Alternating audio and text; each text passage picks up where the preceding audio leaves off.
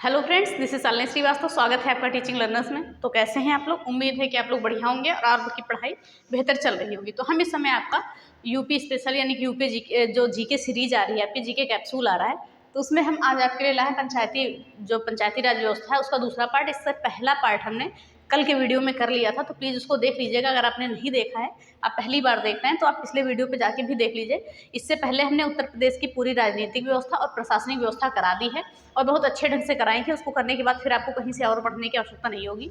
तो इन चीज़ों को आप ध्यान में रखते हुए आज हमारा दूसरा पार्ट है पंचायती राज व्यवस्था का। आज इसको हम खत्म कर देंगे। उसके बाद हम उत्तर प्रदेश के और जो भी महत्वपूर्ण टॉपिक हैं उनको लेके चलेंगे। तो वीडियो शुरू करने से पहले अगर आप हमारे चैनल पर नए हैं तो प्लीज़ चैनल को सब्सक्राइब करें और ज़्यादा से ज़्यादा शेयर करें। सारी वीडियो एक ही प्लेलिस्ट में है, तो प्लीज़ जाके अगर आप देखना चाहते हैं उत्तर प्रदेश की प्रशासनिक व्यवस्था, राजनीतिक व्यवस्था एकदम डिटेल में अच्छे से हमने पढ़ा दिया है और ज़्यादा समय भी नहीं लिया है। तो चलिए शुरू करते हैं। कल हमने क्या पढ़ लिया था? इसमें हमने पढ़ लिया था आपका जिला पंचायत था और ब्लॉक स्तर का हमने पढ़ लिया था। आज हमारा ग्राम पंचायत है। ठीक है, आज हम पढ़िए ग्राम पंचायत। तो ग्राम पंचायत क्या है? सबसे निचला स्तर है। हमने बात किया था, एक मिनट, पंचायती राज व्यवस्था में अगर बात करें तो ग्रामीण सबसे ऊंचे जिला पंचायत था, उसके बाद ब्लॉक क्षेत्र था, उसके नीचे क्या था? उसके नीचे था ग्राम पंचायत। तो ये सबसे निचला, ठीक है, सबसे निचला स्तर मान सकते हैं, सबसे निचला स्तर। ठीक है, और सबसे ऊंचा स्तर पूछा जाए तो जिला पंचायत था। अगर बात करें यहाँ पर कितनी ग्राम पंचायतें हैं उत्तर प्रदेश में, तो 58,189 जो हमने कल बताया था आपको, 58,189। और कहीं कहीं ये संख्या आपको 58,176 शायद ऐसे दिए हुआ है। ठीक है, तो इसको आप देख लीजिएगा। तो ये चीज़ें हो गई, आपको समझ में आ गई कि सबसे निचला स्तर है और 58,189 उत्तर प्रदेश में कितनी है ग्राम पंचायतें हैं। तो इतनी चीज़ें भी आपको याद रखनी है कि पूछा जा सकता है। फिर अब हम बात करते हैं कि यहाँ पर चुनाव कैसे होता है। तो हम बात करते हैं चुनाव प्रत्यक्ष रूप से होता है वयस्क मतदाताओं के द्वारा, उसी ग्राम सभा क्षेत्र के वयस्क मतदाताओं के द्वारा होता है। तो लिख देते हैं उसी ग्राम सभा के वयस्क मतदाताओं के द्वारा। वयस्क मतदाता कहने का मतलब जो लोग 18 साल के ऊपर हैं और वो सूची में निर्वाचित हैं उस ग्राम सभा क्षेत्र के, तो वो क्या कर सकते हैं? मतदान कर सकते हैं। ठीक है, तो वयस्क मतदाता द्वारा हम लिख सकते हैं। ठीक है, वयस्क मतदाता द्वारा। और यहाँ पर अगर कोई भी चुनाव लड़ रहा है तो उसकी एज 21 साल से कम नहीं होनी चाहिए, कम से कम 21 साल होनी चाहिए। ठीक है, 21 साल होनी चाहिए उसकी एज। तो हम बात करेंगे यहाँ पर ग्राम प्रधान या ग्राम पंचायत का सदस्य होने के लिए कितनी होनी चाहिए एज इनकी? ग्राम सभा या ग्राम पंचायत के सदस्य होने के लिए एज होनी चाहिए 21 साल के। सभी चुनाव में हमने देखा है कि 21 साल एज होनी चाहिए। तो आप देखिएगा कि 21 वर्ष होनी चाहिए। बाकी सब लिखने की ग्रामीण स्तर पर या तो प्रधान होंगे या तो सरपंच होंगे, यही लोग रहते हैं जो चुनाव लड़ते हैं। फिर आगे हम बात करेंगे ग्राम पंचायत का अध्यक्ष कौन होता है। तो हम बात करें ग्राम पंचायत का अध्यक्ष तो होता है सरपंच या ग्राम प्रधान। कहीं कहीं ये सरपंच होते हैं। ठीक है, राजस्थान में शायद सरपंच है और हमारे यहाँ उत्तर प्रदेश में ग्राम प्रधान है।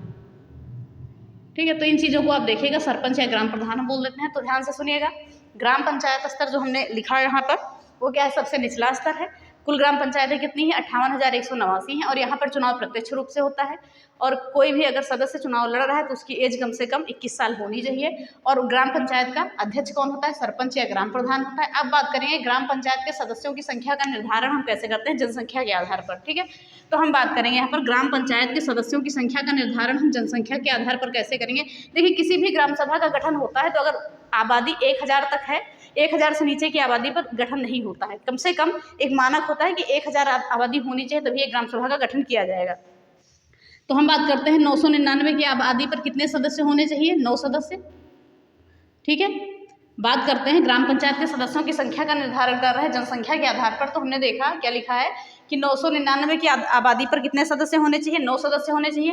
और 1000 से लेके 1999 तक 11 सदस्य होने चाहिए। इतनी आबादी होगी तो 11 सदस्य होने चाहिए।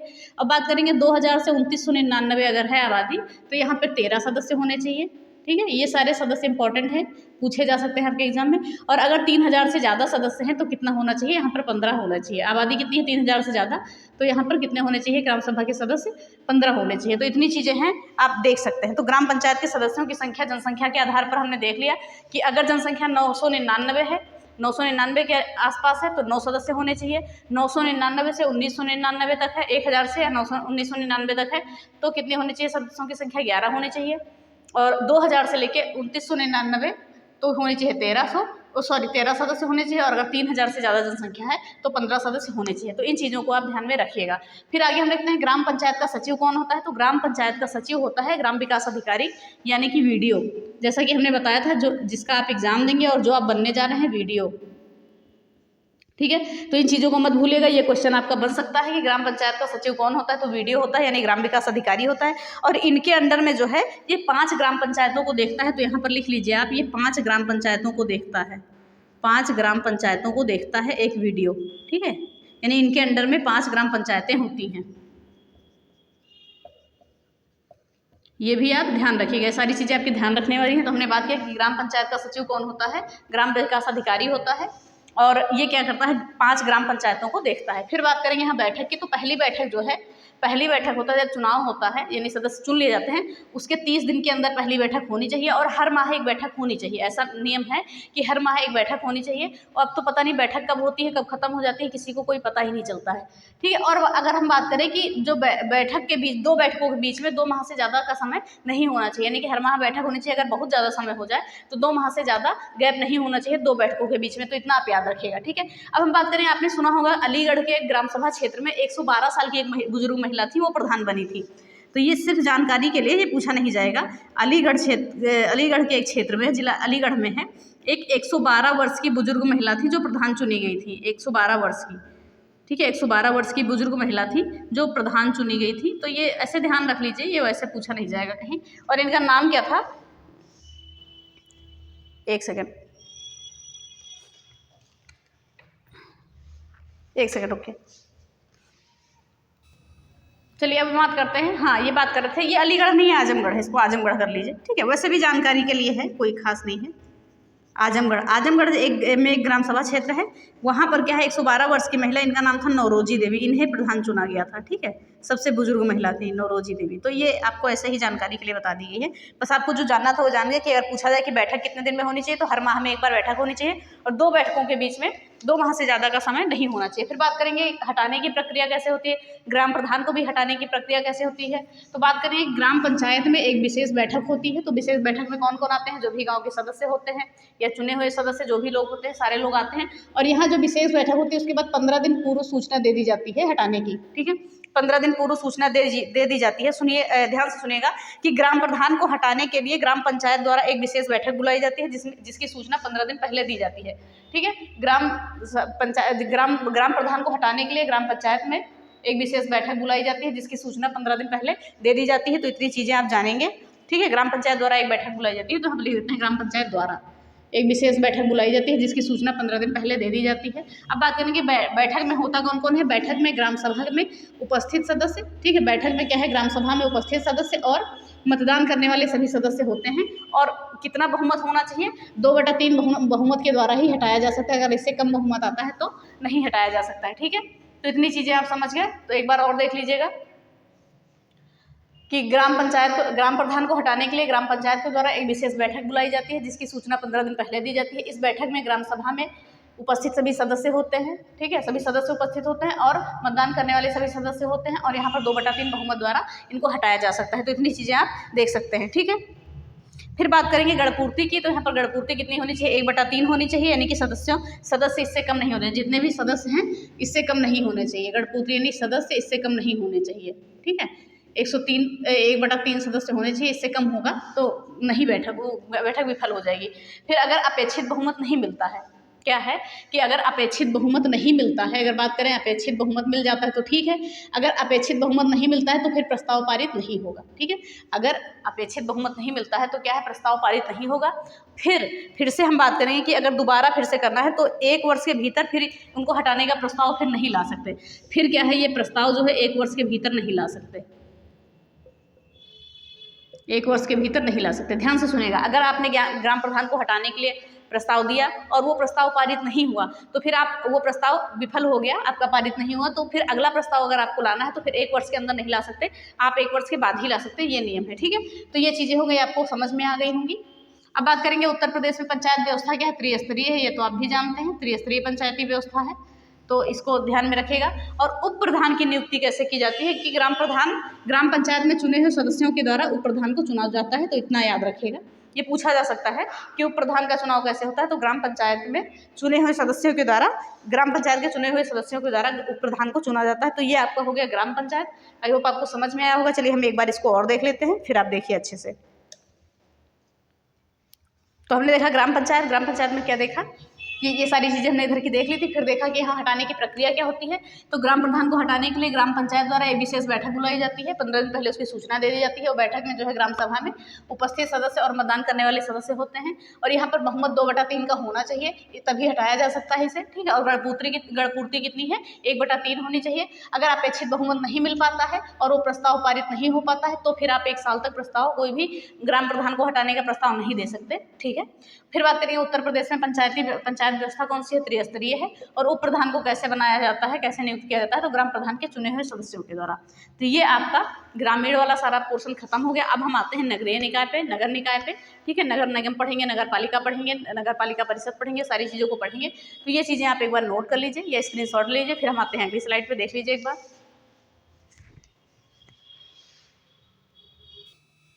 चलिए अब आगे देखते हैं। हमने ग्राम पंचायत खत्म कर लिया, अब हम देखेंगे नगर निकाय प्रणाली।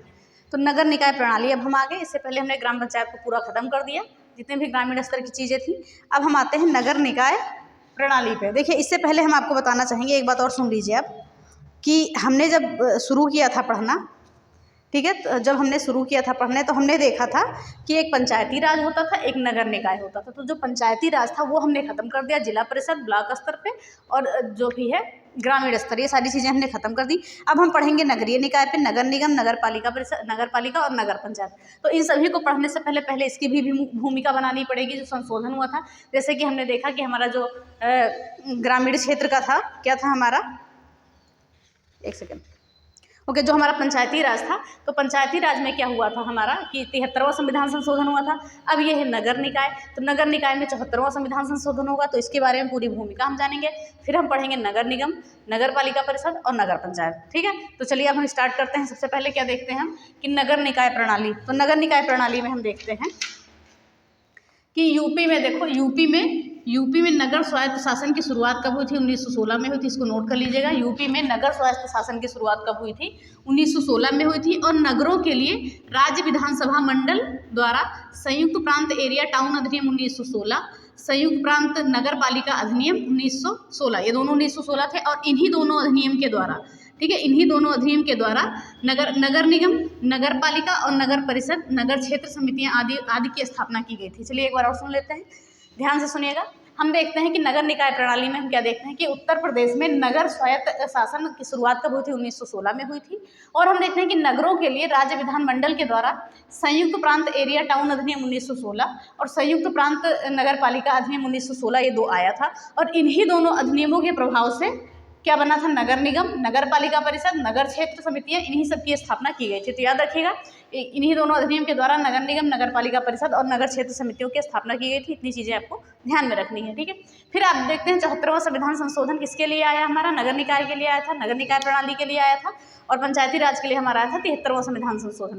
तो हम इसमें देखते हैं 74वां संविधान संशोधन 1992 में आया, ठीक है। ये किसके लिए आया था, ये हमारे नगर निकाय के लिए आया था। एक मिनट, ये नगर पालिका से संबंधित है और वो ग्रामीण क्षेत्र से संबंधित है। ये नगर पालिका से संबंधित है और वो पंचायती राज से, नगर पालिका से संबंधित, ठीक है। ये नगर पालिका से संबंधित है और वो कहाँ से संबंधित है, वो पंचायती राज से संबंधित है। वैसे हमने यहाँ पंचायती राज लिखा है, तो पंचायती राज आपका हो गया, अब ये नगर निकाय हो गया है। तो ध्यान से सुनिएगा इन चीज़ों को। तो 74वां संविधान संशोधन ये नगर पालिका से संबंधित है। और फिर बात करेंगे इसमें कौन कौन से अनुच्छेद हैं। ये संविधान के भाग 9 में है, ठीक है। ये जो संशोधन हुआ था इसके अंतर्गत संविधान का भाग 9 का जोड़ा गया था। और इसके अंतर्गत अनुच्छेद जो थे 243 पी से 243 जेड जी और 12वीं अनुसूची इसी के अंतर्गत जोड़ी गई थी, और 18 विषय। तो हमने जब उसमें पढ़ा था तो हम उसमें हमने देखा था कि 11वीं अनुसूची जोड़ी गई है और जो अनुच्छेद है आपका 243A से 243O तक जोड़ा गया है और उसमें भाग 9 जोड़ा गया था, ठीक है। और बात करिए वहाँ पर 11वीं अनुसूची थी और 29 विषय थे, लेकिन यहाँ पर क्या है, भाग 9 का जोड़ा गया है। अनुच्छेद 243 पी से लेकर अनुच्छेद 243 जेड जी तक है, ठीक है। और 12वीं अनुसूची जोड़ी गई है और 18 विषय जोड़े गए हैं। तो ये पूछा जाता है कि 12वीं अनुसूची में कितने विषय हैं, तो 18 विषय हैं। सीधा सीधा क्वेश्चन उठता है, याद रखिएगा। और पूछा जाता है कि 11वीं अनुसूची में कितने विषय हैं, तो हमने बता दिया था 29 विषय हैं। तो ये उम्मीद है कि आपको ये सारी चीज़ें समझ में आ गई होंगी, इसमें कोई दिक्कत नहीं होगा। फिर हम देखते हैं कि हमने नगर निकाय को कितने भागों में बांटा है, 3 भागों में बांटा है। नगर निकाय को हमने 3 भागों में बांटा है। फिर जैसे कि हमने बात की नगर पंचायत, नगर पालिका परिषद और नगर निगम। नगर पंचायत, नगर पालिका परिषद और नगर निगम। तो नगर पंचायत क्या होती है, नगर पंचायत में ऐसे ग्रामीण क्षेत्र जो नगर क्षेत्र में परिवर्तित हो रहे हैं वो आते हैं। नगर पंचायत में क्या होता है कि ऐसे ग्रामीण क्षेत्र जो नगर क्षेत्र में परिवर्तित हो रहे हैं वो आ जाते हैं। फिर बात करेंगे नगर पालिका परिषद, इसमें क्या आते हैं, इसमें छोटे नगरीय क्षेत्रों के लिए नगर पालिका परिषद बनाई जाती है। नगर पालिका परिषद छोटे नगरीय क्षेत्रों के लिए होती है और नगर निगम क्या होता है, बड़े नगरीय क्षेत्रों के लिए होता है। तो ये अंतर आपको समझना जरूरी है। तो अंतर हमने क्या समझा कि नगर पंचायत में कौन से क्षेत्र आ जाते हैं कि ऐसे क्षेत्र जो नगर में परिवर्तित हो रहे हैं तो वो नगर पंचायत में आ जाते हैं, और ऐसे क्षेत्र जो छोटे नगरीय क्षेत्रों के लिए क्या नगर पालिका परिषद है, और जो बड़े नगरीय क्षेत्र आते हैं वो नगर निगम में आते हैं। तो ये चीज़ें आपको याद रखनी है। अगर हम बात करें कि नगरों के प्रकार की घोषणा किसके द्वारा की जाती है, तो राज्यपाल के द्वारा की जाती है। याद रखिएगा, ये क्वेश्चन बहुत ज़्यादा इंपॉर्टेंट है आपका, कि नगरों के प्रकार की घोषणा राज्यपाल के द्वारा की जाती है। याद रखिएगा, नगरों के प्रकार की घोषणा राज्यपाल के द्वारा की जाती है। तो आई होप आपको इतनी चीज़ें समझ में आ गई होंगी। अब इसमें कुछ आपको बताने वाला नहीं है कि पंचायती राज से संबंधित हमारा कौन सा अधिनियम था, संविधान संशोधन अधिनियम 73वां था, 73वां अधिनियम था, और ये 74वां है। अब फिर इससे कुछ महत्वपूर्ण बिंदु समझ लेते हैं जो 74वें संविधान संशोधन से संबंधित है। यहाँ पर भी नगर पालिका परिषद में, नगर पालिका में जो है 1/3 आरक्षण महिलाओं को दिया जाता है नगर क्षेत्र में। ठीक है, नगर पालिका में महिलाओं को 1/3 आरक्षण दिया जाता है, और यहाँ पे SC ST का भी आरक्षण है, जैसा कि हमने वहाँ पर देखा था पंचायती राज में। और यहाँ पर देखते हैं कि इनका कार्यकाल जो होता है 5 वर्ष का होता है। अगर विघटन की बात करें कि अगर इनका विघटन हो जाता है तो 6 माह के अंदर चुनाव कराना अनिवार्य हो जाता है। ठीक है, अगर इसका किसी भी कारण से विघटन हो जाता है तो 6 माह के भीतर चुनाव कराना अनिवार्य होता है। एक बार और देख लीजिए, ये क्या होते हैं जो नगर निकाय है। 74वां संविधान संशोधन के अंतर्गत यहाँ पर महिलाओं को नगर पालिका में आरक्षण कितना दिया गया है, 1/3 दिया गया है। यहाँ पर भी SC ST आरक्षण है। और हम बात करते हैं इनका भी कार्यकाल 5 वर्ष का ही होता है, और विघटन अगर हो जाता है किसी भी कारण से तो 6 माह के भीतर चुनाव कराना अनिवार्य हो जाता है। ठीक है, तो ये चीज़ें हो गई हमारा। अब हम देखते हैं राज्य के नगरीय क्षेत्र पहले 3 थे। ठीक है, पहले 3 थे लेकिन अब 4 हो गए हैं। वर्तमान में 4 हैं, इनको 4 याद रखिएगा। पहले 3 थे और वर्तमान में 4 हो गए हैं। कौन कौन से हैं, महानगरीय क्षेत्र, बड़े नगरीय क्षेत्र, छोटे नगरीय क्षेत्र, संक्रमणशील क्षेत्र। तो इन चारों के नाम आप याद रखेंगे कि राज्य के अंतर्गत ये नगरीय क्षेत्र आते हैं। कौन कौन से, महानगरीय क्षेत्र, बड़े नगरीय क्षेत्र, छोटे नगरीय क्षेत्र और संक्रमणशील क्षेत्र। ठीक है, तो इन सभी चीज़ों को आपको ध्यान में रखना है। तो जो महानगरीय क्षेत्र होते हैं, यहाँ पर जनसंख्या कितनी होती है, 10 लाख से अधिक होती है। यहाँ पर 10 लाख से अधिक जनसंख्या होती है, और यहाँ पर भी नगर निगम की स्थापना की जाती है। तो ये चीज़ें आप याद रखेंगे। आप क्या याद रखें कि जो नगरीय महानगरीय क्षेत्र है, यहाँ पर 10 लाख से अधिक जनसंख्या होती है, और यहाँ ही नगर निगम की स्थापना की जाती है इसी क्षेत्र में। ठीक है, फिर बात करेंगे बड़े नगरीय क्षेत्र। यहाँ पर जो जनसंख्या होती है 5 लाख से लेकर 10 लाख के बीच होती है जनसंख्या। ठीक है, और यहाँ भी नगर निगम की ही स्थापना की जाती है। नगर निगम की ही इस क्षेत्र में जो है नगर निगम की ही स्थापना की जाती है। तो पूछा जा सकता है कि महानगरीय क्षेत्र में किसकी स्थापना की जाती है, तो नगर निगम की। बड़े नगरीय क्षेत्र में किसकी स्थापना की जाती है, नगर निगम की। महानगरीय क्षेत्र में जनसंख्या कितनी होती है, 10 लाख से अधिक होती है। बड़े नगरीय क्षेत्र में 5 लाख से 10 लाख के बीच होती है जनसंख्या यहाँ पर लोगों की। फिर बात करेंगे छोटे नगरीय क्षेत्र की, तो यहाँ पर जो जनसंख्या होती है वो 1 लाख से 5 लाख के बीच होनी चाहिए जनसंख्या। ठीक है, और यहाँ पर जो है नगर पालिका परिषद की स्थापना की जाती है। इस क्षेत्र में क्या है, नगर पालिका परिषद की स्थापना की जाती है छोटे नगरीय क्षेत्र में। तो इसको आप याद रखेंगे। तो छोटे नगरीय क्षेत्र की बात करें, यहाँ पर जनसंख्या 1 लाख से लेकर 5 लाख के बीच होती है, और इसके अंतर्गत क्या होता है, इस क्षेत्र के अंतर्गत नगर पालिका परिषद की स्थापना की जाती है। तो इन चीज़ों को हम याद रखेंगे। फिर हमारा लास्ट क्या है, संक्रमणशील क्षेत्र। तो संक्रमणशील क्षेत्र में क्या है, 15,000 से लेकर 1 लाख तक की जनसंख्या होती है। ठीक है, 15,000 से लेकर 1 लाख तक के बीच की जनसंख्या होती है। इसके अंतर्गत, इस क्षेत्र के अंतर्गत क्या गठित किया जाता है, नगर पंचायत। ओके, इस क्षेत्र के अंतर्गत नगर पंचायत स्थापित किया जाता है। तो इन चीज़ों को आप ध्यान में रखेंगे। एक बार हम और देखते हैं, राज्य के नगरीय क्षेत्र में जो है, राज्य के अंतर्गत नगरीय क्षेत्र आते हैं, जिसको हम पहले जो है 3 भागों में बांटते थे, लेकिन अब 4 भागों में बांटने लगे हैं। एक महानगरीय क्षेत्र, एक बड़े नगरीय क्षेत्र, एक छोटे नगरीय क्षेत्र और इससे एक संक्रमणशील क्षेत्र, ये होते हैं। तो जो बड़े नगरीय क्षेत्र होते हैं, इनकी जनसंख्या कितनी होती है, 10 लाख से अधिक होती है, और इस क्षेत्र के अंतर्गत नगर निगम की स्थापना होती है। फिर बड़े नगरीय क्षेत्र की बात करते हैं, तो यहाँ पे जनसंख्या भी शायद हमने बड़े यहाँ बोल दिया, तो ये वहाँ होगा। ठीक है, 5 लाख से 10 लाख के बीच होती है, और यहाँ भी नगर निगम की स्थापना की जाती है। और छोटे नगरीय क्षेत्र की बात करें तो यहाँ पर जनसंख्या कितनी होती है, 1 लाख से लेकर 5 लाख के बीच होती है, और यहाँ नगर पालिका परिषद की स्थापना की जाती है। फिर बात करेंगे संक्रमणशील क्षेत्र की, तो यहाँ पर 15,000 से 1 लाख के बीच जनसंख्या होती है, और यहाँ पर नगर पंचायत की स्थापना होती है। तो संक्रमणशील के अंतर्गत नगर पंचायत, छोटे नगरीय क्षेत्र के अंतर्गत नगर पालिका परिषद, और बड़े और महा के अंतर्गत नगर निगम की स्थापना की जाती है। तो इतनी चीज़ें आपको समझ में आ गई होंगी। तो ऐसे ही चीज़ें पॉइंट टू पॉइंट पूछी जाती हैं, एक भी एक्स्ट्रा लाइन आपके लिए नहीं लिखी है। फिर हम बात करें कि उत्तर प्रदेश में नगर निगम अधिनियम कब आया था, तो ये 1959 में आया था, याद रखिएगा। उत्तर प्रदेश में नगर निगम अधिनियम कब आया था, तो 1959 में आया था। उत्तर प्रदेश नगर निगम अधिनियम 1959 में आया था।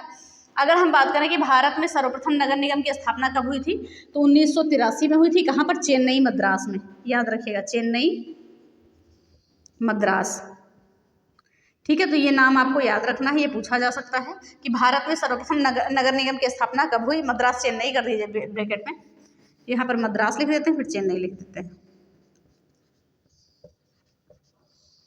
ओके, तो ये चीज़ें हो गई। तो हमने देखा कि उत्तर प्रदेश में नगर निगम अधिनियम कब आया, 1959 में आया।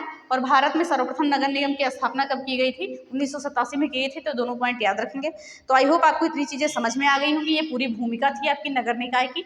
अब हम एक एक पढ़ेंगे, नगर निगम पढ़ेंगे, नगर पालिका, नगर ग्राम पंचायत, सारी चीज़ें पढ़ेंगे। तो चलिए इसको देख लीजिए आप एक बार, फिर हम देखते हैं आगे। ठीक है,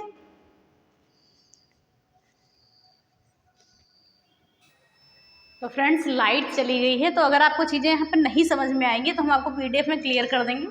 और वैसे अब अगर रुकेंगे तो फिर ज़्यादा समय लग जाएगा। तो अगर आपको थोड़ा सा साफ दिखाई दे रहा होगा, अगर थोड़ा सा समझने वाला है तो आप समझ लीजिएगा, थोड़ा सा कोऑपरेट करिए, क्योंकि लाइट पता नहीं कब आएगी और मौसम भी ख़राब है, तो हो सकता है देर में ही आए, लाइट ना आए। तो बात करते हैं अब हम यहाँ पर, हमने बात की नगर निगम की, इससे नगर निकाय सारी चीज़ों को हमने जान लिया। फिर अब हम बात करेंगे नगर निगम की। तो नगर निगम कितने हैं उत्तर प्रदेश में? 17 हैं। देखिए, ये उत्तर प्रदेश में नगर निगम 17 हैं। ये 17 नगर निगम, इनके नाम और जो आपका मंडल है वो सारे हम कल की वीडियो में ले आएंगे एक साथ में, कि आपको ये भी चीज़ें क्लियर हो जाए कि मंडल कौन कौन से हैं और नगर निगम कहाँ कहाँ पर है, क्या चीज़ें हैं। ठीक है, कि 75 जिले हैं, 17 नगर निगम है, तो कैसे बनी है, कैसे क्या चीज़ें हैं, तो सारी चीज़ों को हम लेके चले आएंगे। तो नगर निगम की हम बात करें, नगर निगम में क्या होता है आपका, एक नगर प्रमुख होता है, एक उपनगर प्रमुख होता है और 3 प्रकार के सभासद होते हैं।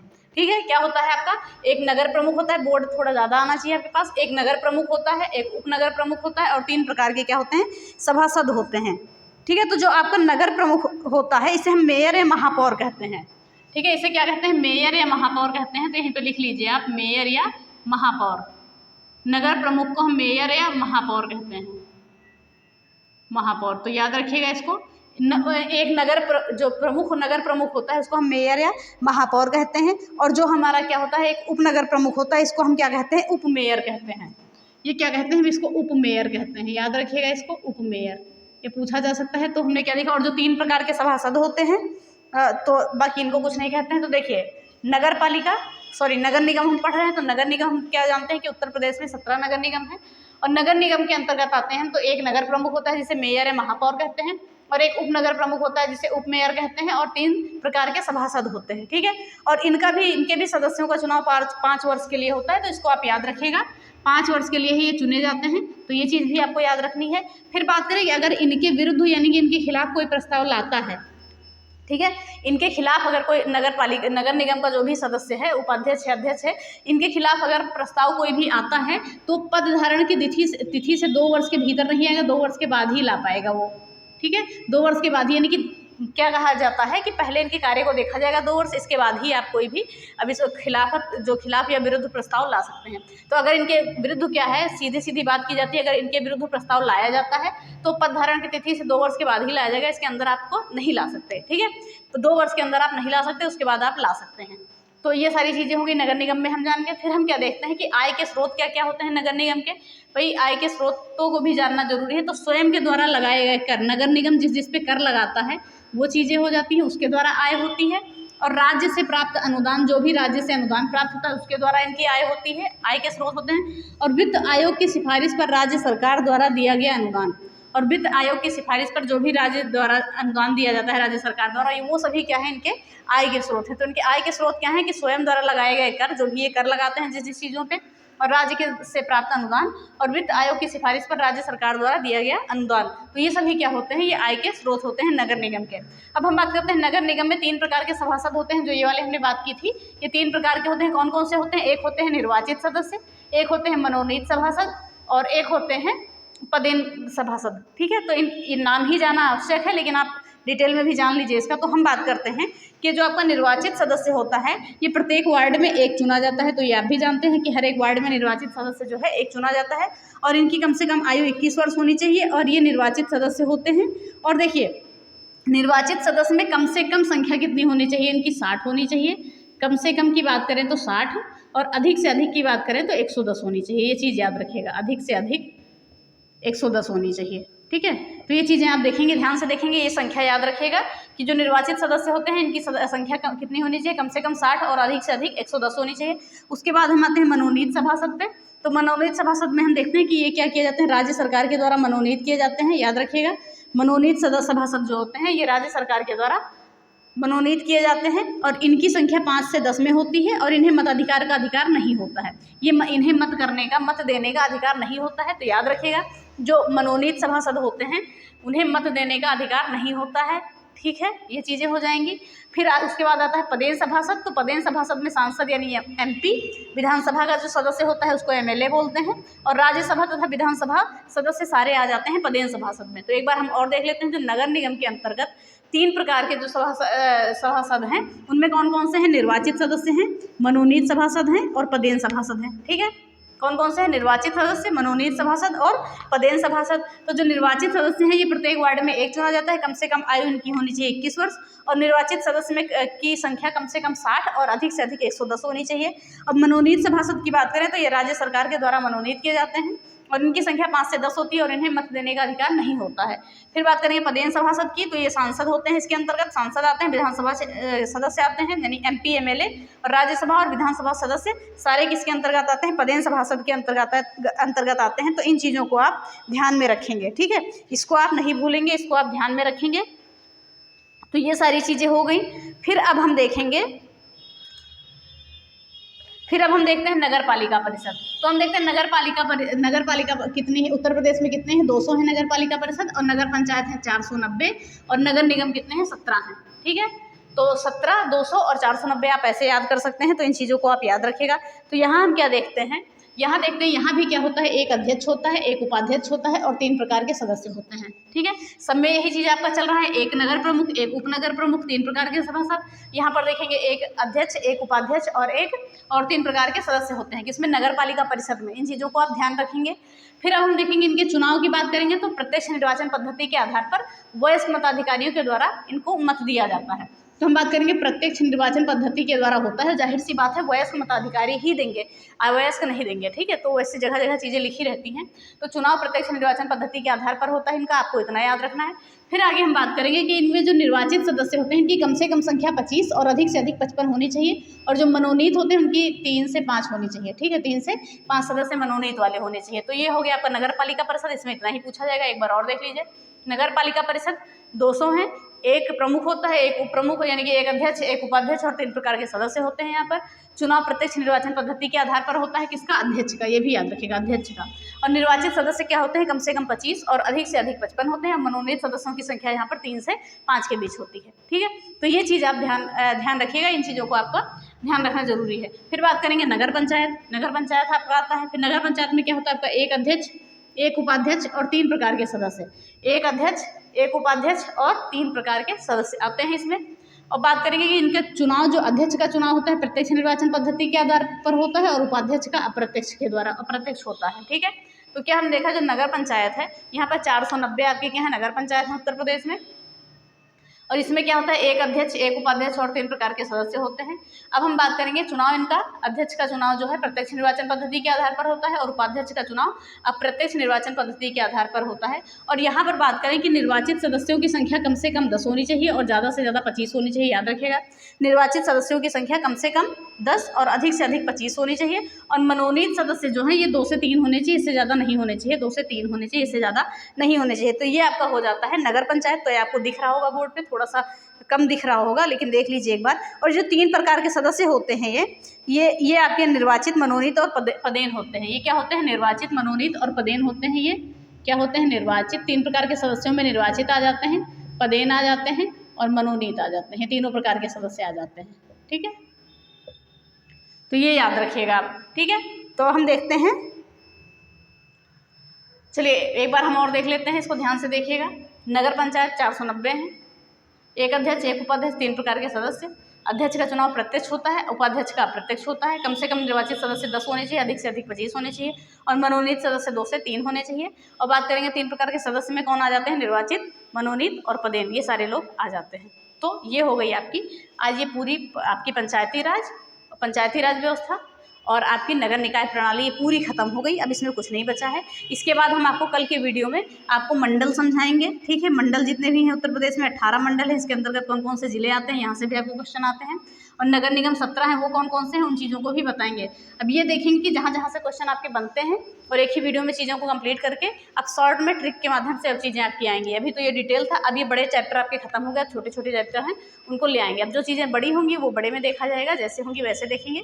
और आपकी डिमांड है करंट अफेयर्स की, तो वो भी लेके आएंगे, बस 1-2 दिन आप वेट कर लीजिए, उसके बाद ले आएंगे। अभी थोड़ी सी नई बुक आ जाए मार्केट में, शायद आ गई है, तो देख लेते हैं, फिर उसके बाद ही हम आपको बताते हैं, क्योंकि अपडेटेड चीज़ें मिल जाएंगी और पुरानी चीज़ें पढ़ाने का कोई मतलब नहीं है पुरानी बुक से पढ़ाने का, ठीक है। तो चलिए इसी के साथ ही क्लास खत्म करते हैं। तो अगर वीडियो पसंद आई है तो प्लीज़ वीडियो को लाइक करिएगा, शेयर करिए और चैनल को सब्सक्राइब करें, साथ में बेल आइकन दबाना ना भूलें। और इसकी PDF आपको हम दे देंगे, क्योंकि सारी PDF आपको UPGK की मिल गई है, क्योंकि बहुत सारे लोगों के कमेंट्स हैं कि PDF नहीं मिली है। तो आप PDF में जब उस पर जो यहाँ जहाँ पे आइकन नहीं बना होता है उसके पास एक पट्टी होती है, उस पर आप यहाँ पे क्लिक करेंगे तो यहाँ पे एक फाइल दिया होता है, तो फाइल में आप जाएंगे तो वहाँ पे आपको PDF मिल जाएगा, क्योंकि जितनी भी PDF डाली गई है सारी उसी में है। तो ये आप ध्यान देके एक बार देख लीजिएगा इसको, ठीक है। तो चलिए इसी के साथ ही वीडियो खत्म करते हैं। तो वीडियो पसंद आए तो प्लीज़ वीडियो को लाइक करिएगा, कमेंट करिएगा। धन्यवाद, जय हिंद।